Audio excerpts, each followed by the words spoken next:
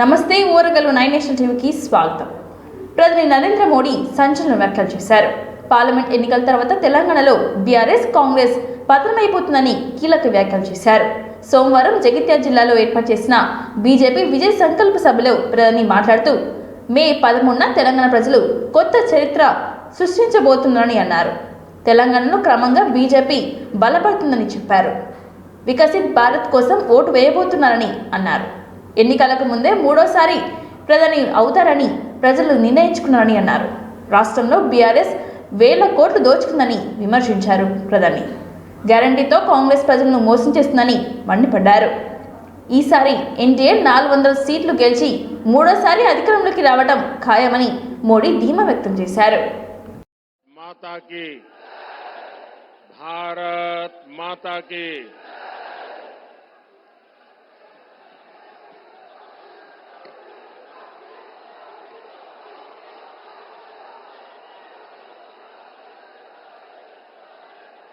నా తెలంగాణ కుటుంబ సభ్యులందరికీ నమస్కారాలు. लोकसभा चुनाव का ऐलान हो चुका है. दुनिया का सबसे बड़ा लोकतंत्र का उत्सव प्रारंभ हो चुका है और 13 मई को तेलंगाना के लोग एक नया इतिहास रचने वाले हैं. 13 मई को तेलंगाना में होने वाला मतदान विकसित भारत के लिए होगा और जब भारत विकसित होगा तो तेलंगाना भी विकसित होगा. यहां तेलंगाना में बीजेपी के लिए विकसित भारत के लिए,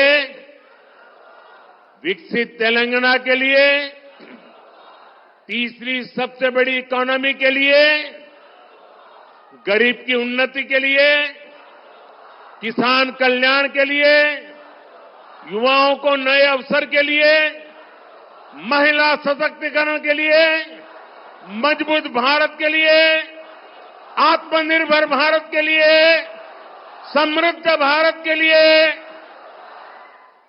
नाल्गो वन्नलो दाटाली बीजेपी की वोटू वैयाली. साथियों, तेलंगाना की ये धरती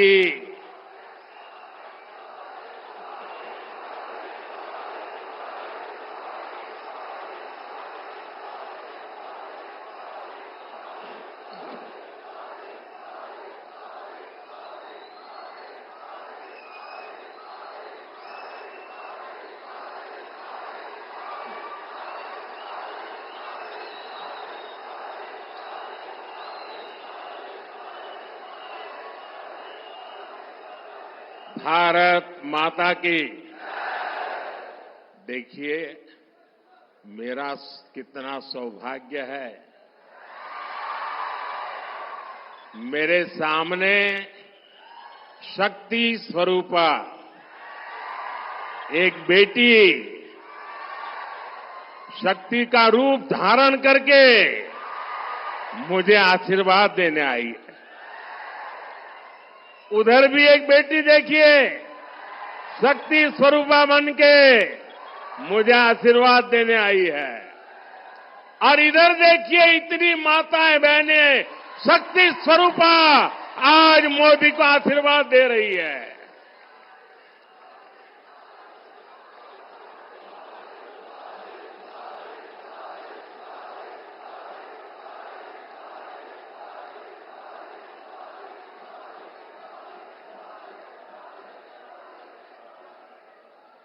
अभी कल मुंबई में इंडी अलायंस की रैली थी और चुनाव घोषित होने के बाद इंडी अलायंस की ये पहली और उनके लिए सबसे महत्वपूर्ण रैली थी। उस रैली में उन्होंने अपना घोषणा पत्र जाहिर किया और उनके पहले घोषणा पत्र का ऐलान क्या है? मुंबई के शिवाजी मैदान में వచ్చిన 10 కేంద్ర ప్రభుత్వం తెలంగాణకు 10 లక్షల కోట్ల నిధులు ఇచ్చిందని అన్నారు కేంద్ర మంత్రి బీజేపీ రాష్ట్ర అధ్యక్షుడు కిషన్ రెడ్డి. ప్రపంచం అబ్బరపడేలా మోడీ నీతివంతమైన పరిపాలన అందిస్తున్నారని అన్నారు. జగిత్యాల జిల్లాలో ఏర్పాటు చేసిన బీజేపీ విజయ్ సంకల్ప సభలో కిషన్ రెడ్డి మాట్లాడుతూ ప్రధాని నరేంద్ర మోడీ తెలంగాణ అభివృద్ధికి ఎంతో సహకరించారని అన్నారు. తెలంగాణలో వేల కోట్ల రూపాయలతో జాతీయ రహదారులు నిర్మిస్తున్నారని అన్నారు. దేశంలో ఒక్కొక్క సమస్యను పరిష్కరిస్తూ ఉన్నారని, పరిపాలనలో 25 కోట్ల ప్రజలు పేదరికం నుంచి బయటపడ్డారని ఆయన అన్నారు. తెలంగాణలో సమ్మక్క సారలమ్మ పేరు జాతీయ గిరిజన విశ్వవిద్యాలయంలో ఏర్పాటు చేసిన ఘనత మోడీకే దక్కిందని అన్నారు కిషన్ రెడ్డి. విశ్వవిద్యాలయం నరేంద్ర మోడీ గారు ఏర్పాటు చేసిన విషయాన్ని మనం చేస్తున్నాను. Tribal university, national tribal university Sammakka Sarakka మన దేవతలు ఎవరెత్తున్నారో మన దేవతల పేరు మీద ఏర్పాటు చేసిన విషయాన్ని మనం చేస్తున్నాను. అందుకే మన తెలంగాణ సమాజం అంతా కూడా నరేంద్ర మోడీ గారిని ఈరోజు ఆశీర్వదించాల్సిన అవసరం ఉంది. తెలంగాణ అభివృద్ధి కోసం నరేంద్ర మోడీ గారి నాయకత్వంలో కేంద్ర ప్రభుత్వం అంకిత భావంతో ప్రయత్నం చేస్తూ ఉంది. అందుకే మీ అందరినీ కోరుతా ఉన్నాను. ఈరోజు మనం చూశాము, ఈ రాష్ట్రంలో 10 సంవత్సరాలుగా అధికారంలో ఉన్నటువంటి బీఆర్ఎస్ పార్టీ, కేసీఆర్ కుటుంబము ఏ రకంగా దోపిడీ చేసిందో మనకు తెలుసు. వేల కోట్ల రూపాయలు దోపిడీ చేయడం జరిగింది. అది కాళేశ్వరం సాగునీటి ప్రాజెక్టు కానీ, లేక లిక్కర్ బిజినెస్లో కానీ, ఇసుక వ్యాపారంలో కానీ, గ్రానైట్ వ్యాపారంలో కానీ, గొర్రెల పంపిణీలో కానీ, మన్నిరేగాలో కానీ, దళిత బంధులో కానీ, భూ వ్యాపారంలో కానీ, ఈరోజు కాంట్రాక్టుల దగ్గర పూర్తిగా ఈ ప్రభుత్వము గతంలో ఏ రకంగా తెలంగాణ సమాజాన్ని దోపిడీ చేసిందో, ఈరోజు తెలంగాణ దోపిడీ చేసింది సరిపోలేదని చెప్పి ఢిల్లీకి వెళ్ళి, ఢిల్లీలో కూడా కేసీఆర్ కుటుంబము, కేసీఆర్ కూతురు కవిత ఏ రకంగా అక్రమంగా ఆపు ప్రభుత్వంతో కలిసి లిక్కర్ వ్యాపారంలో ప్రజాధనాన్ని దోపిడీ చేసిందో, ఏ రకంగా లిక్కర్ కుంభకోణానికి పాల్పడిందో మనం చూశాము. ఇది చాలా తెలంగాణ సమాజం అంతా కూడా ఈరోజు తల దించుకోవాల్సినటువంటి పరిస్థితి ఏర్పడింది. తెలంగాణను 10 సంవత్సరాలుగా దోచినటువంటి కేసీఆర్ కుటుంబము ఢిల్లీకి వెళ్ళి లిక్కర్ బిజినెస్లో ఈరోజు అక్రమాలకు పాల్పడి తెలంగాణ సమాజం అంతా కూడా తల దించుకునే విధంగా ఈరోజు కేసీఆర్ కుటుంబం వ్యవహారం చేసింది. ఈరోజు కాంగ్రెస్ పార్టీ మళ్ళీ అధికారంలోకి వచ్చింది. గతంలో 10 సంవత్సరాలు కాంగ్రెస్ పార్టీ రాష్ట్రాన్ని పరిపాలించింది. మళ్ళీ మొన్న టీఆర్ఎస్ పార్టీ 10 సంవత్సరాలు పరిపాలించింది. మళ్ళీ ఈరోజు కాంగ్రెస్ పార్టీ అధికారంలోకి వచ్చింది. కాంగ్రెస్ పార్టీ కుక్కతోక వంకరన్నట్టుగా ఈరోజు తన అవినీతి కార్యక్రమాలు మళ్ళీ తెరలేపడం జరిగింది. ఇచ్చిన 6 గ్యారంటీలు అమలు చేసే పరిస్థితి లేదు. 100 రోజులైంది కాంగ్రెస్ పార్టీ అధికారంలోకి వచ్చి. 100 రోజుల్లో 6 గ్యారంటీలు అమలు చేస్తామని చెప్పారు. కానీ ఈ యొక్క 6 గ్యారంటీల విషయంలో తెలంగాణ సమాజానికి స్పష్టత లేదు. అందుకే మనందరూ తెలంగాణ గవర్నర్ తమిళిసై రాజీనామా చేశారు. రాజీనామా లేఖను రాష్ట్రపతి ద్రౌపది ముర్ముకు ఫ్యాక్స్ ద్వారా పంపించారు. గవర్నర్గా రాజీనామా చేయడానికి కారణం ఆమె ప్రత్యక్ష రాజకీయాల్లోకి రావటమే. రాబోయే పార్లమెంట్ ఎన్నికల్లో సొంత రాష్ట్రమైన తమిళనాడు నుంచి ఎన్నికల బరిలో దిగనున్నారు. చెన్నై సెంట్రల్ నుంచి లోక్సభ నుంచి పోటీ చేయడానికే లైన్ క్లియర్ కావడంతో తెలంగాణ గవర్నర్ పదవికి రాజీనామా చేశారు. కొంతకాలంగా గవర్నర్ పదవికి రాజీనామా చేయాలని భావిస్తున్నారు. ఈ మేరకు బీజేపీ హైకమాండ్తోనూ చర్చిస్తూ వస్తున్నారు. అయితే సరైన సమయం కోసం ఉన్నారు. ఎన్నికల నోటిఫికేషన్ విడుదలైన 2 రోజులకే తన రాజీనామాకు లైన్ క్లియర్ అయింది. తమిళిసై గతంలో ప్రత్యక్ష రాజకీయాల్లో ఉన్నారు. తెలంగాణ గవర్నర్ సై తమిళ పదవి కంటే ముందే ఆమె తమిళనాడు రాష్ట్రంలో బీజేపీ అధ్యక్షురాలుగా కూడా వివరించారు.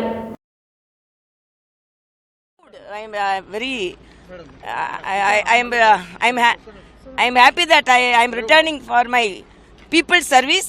I thank all the sisters, brothers, elders of the people of Telangana, and I'm ever the sister of Telangana. I really thank them for the love and affection shown on me. Thank you. Thank you, ma'am. I'm moved. I'm happy that I'm returning for my people's service.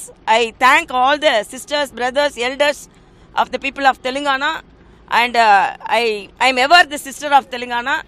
I really thank them for the love and affection shown on me. Thank you. Thank you, ma'am. I'm moved. అధినేత కేసీఆర్ సమక్షంలో RS Praveen Kumar BRS లో చేరారు.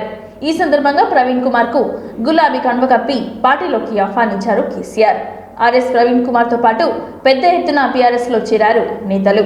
ఈ మేరకు తెలంగాణ భవన్ నుంచి నేరుగా గజ్వెల్లోని కేసీఆర్ నివాసానికి భారీ ర్యాలీగా చేరుకున్నారు ఆర్ఎస్పీ శ్రేణులు. గజ్వెల్లోని ఎర్రవెల్లి కేసీఆర్ నివాసంలో బీఆర్ఎస్ లో జాయిన్ అయ్యారు. తెలంగాణ భవన్ కు వెళ్లే ముందు ప్రొఫెసర్ జయశంకర్ విగ్రహానికి పూలమాల వేసి నివాళులర్పించారు. అనంతరం ప్రవీణ్ కుమార్ మాట్లాడుతూ తెలంగాణ నిర్మాణానికి భాగస్వామ్యం అయ్యేందుకే బీఆర్ఎస్లోకి చేరినట్లుగా ప్రకటించారు. బీఆర్ఎస్లో భవిష్యత్తుపై వందలాది మంది అభిమానులు శ్రేణులతో మేధోమథనం జరిపిన తర్వాతే ఈ నిర్ణయం తీసుకున్నట్లుగా ఆయన వెల్లడించారు.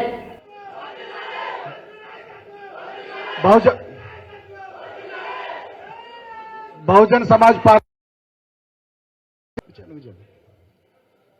దాసరి తర్వాత మిగతా వాళ్ళకు కూడా కప్పుదాం. గారు స్టేట్ ట్రెజరర్, షారు రాంబాబు నాయక్ గారు,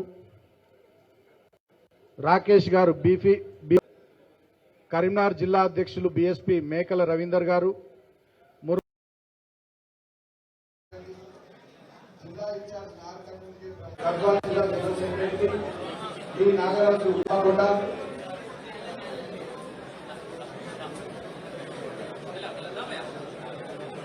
పుష్పితలయ హన్మకొండ నియోజకవర్గం నుంచి ఉన్న ఎమ్మెల్యేగా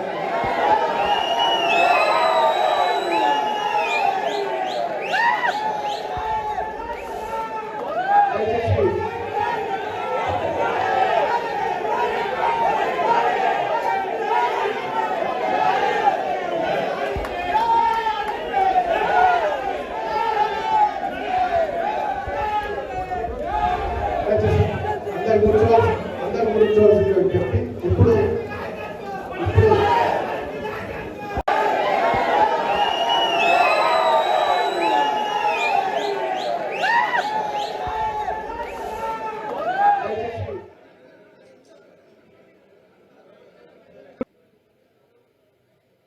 తెలంగాణ ఉద్యమాన్ని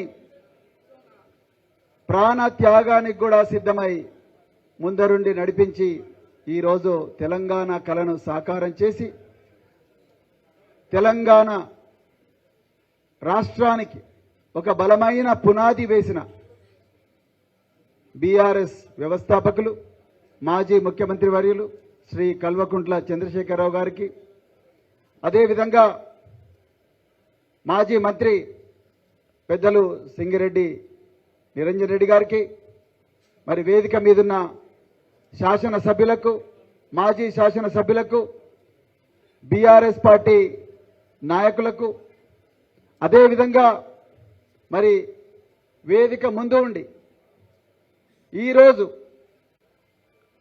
భారత రాష్ట్ర సమితిలో చాలా ఉత్సాహంగా కోలాహలంగా చేరిన అందరి అక్కలకు, తమ్ముళ్లకు, చెల్లెలకు, అన్నలకు అందరికి కూడా హృదయపూర్వక ధన్యవాదాలు మిత్రులారా. జై భీమ్, జై ఫులే, జై తెలంగాణ. ఈరోజు ఇంత చారిత్రాత్మకమైన అవకాశాన్ని మరి మనందరికీ ఇచ్చి తెలంగాణలో ఒక కొత్త ఒరవడికి శ్రీకారం చుట్టిన పెద్దలు గౌరవనీయులు శ్రీ కేసీఆర్ గారికి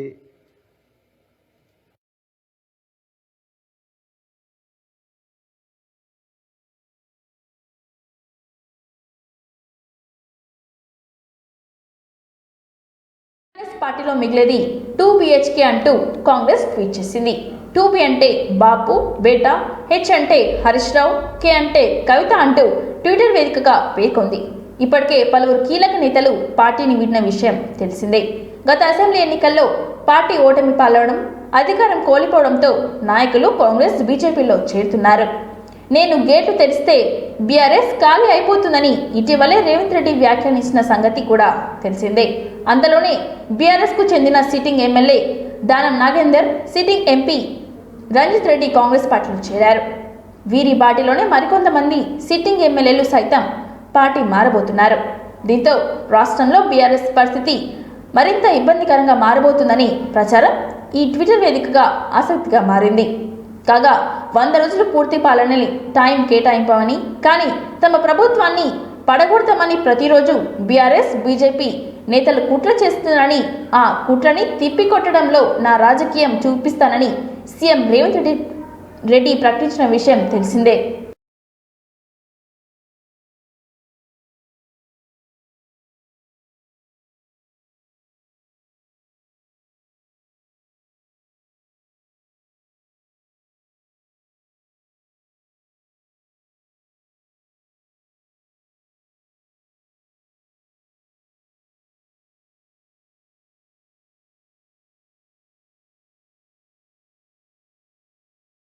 అణచివేత కామన్, విముక్తి లక్ష్యం కావాలి. గత 10 ఏళ్లుగా కేసీఆర్ పాలనలో స్వర్ణయుగం నడిచిందని అన్నారు ఆర్ఎస్ ప్రవీణ్ కుమార్. చితికిపోయిన తెలంగాణకు కేసీఆర్ విముక్తి కలిగించారని అన్నారు. కేసీఆర్ అధికారంలో లేకపోవడం దురదృష్టకరమని అన్నారు. బీఎస్పీ రాష్ట్ర అధ్యక్షుడిగా రాజీనామా చేసిన ఆర్ఎస్ ప్రవీణ్ కుమార్ బీఆర్ఎస్లో చేరారు.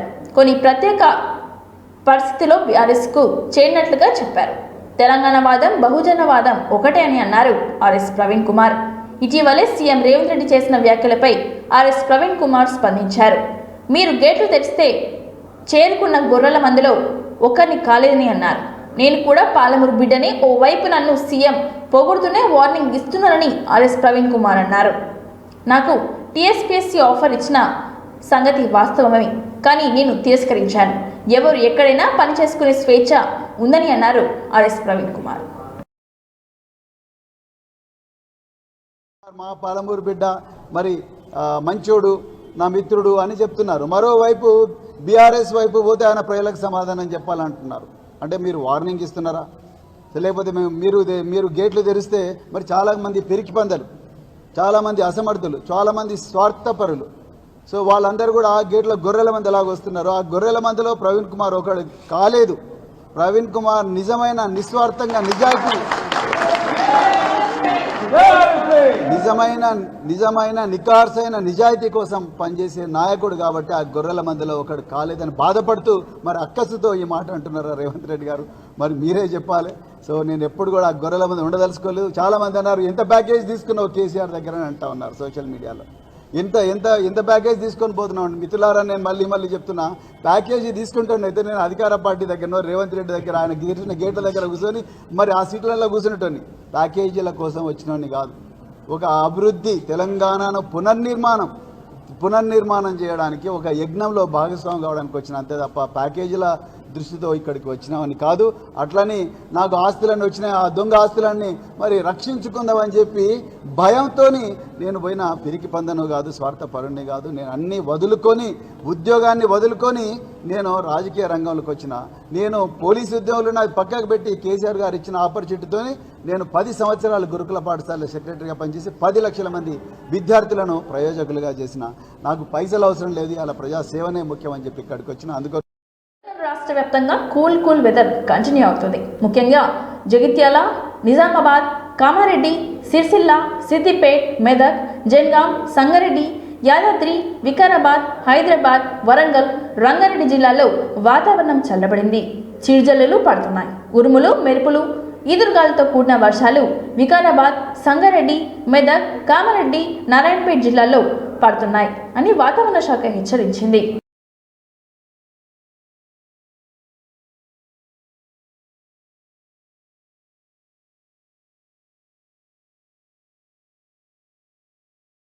పార్లమెంట్ ఎన్నికలకు ముందు పలువురు బీఆర్ఎస్ ఎమ్మెల్యేలు ఎంపీలు ఇతర పార్టీలోకి జంప్ అవడంతో ఆ పార్టీలో గందరగోళం నెలకొంది. ఈ క్రమంలో ఎమ్మెల్యేలు పార్టీ మారకుండా చర్యలు తీసుకోవాలని కార్యకర్తలు ఆది నాయకులకు సూచించారు. ఆదివారం కాంగ్రెస్లో చేరిన ఎమ్మెల్యే దానం నాగేందర్పై అనర్హత వేటు వేయాలని బీఆర్ఎస్ ఎమ్మెల్యేలు స్పీకర్ గడ్డం ప్రసాద్కు ఫిర్యాదు చేశారు. హుజరాబాద్ ఎమ్మెల్యే పాడి కౌశిక్ రెడ్డితో పాటు పలువురు సోమవారం స్పీకర్ గడ్డం ప్రసాద్కు కలిసి వినతి పత్రం అందజేశారు. దయచేసి మీరు డిస్క్వాలిఫై చేయాలని మా పార్టీ అధ్యక్షుడు ఎల్ఓపి లీడర్ ఆదేశాల మేరకు నలుగురం వచ్చుకున్నాం. ఇది బీఆర్ఎస్ పార్టీలో గెలిచి కాంగ్రెస్ పార్టీలో చేరినందుకు దయచేసి మీరు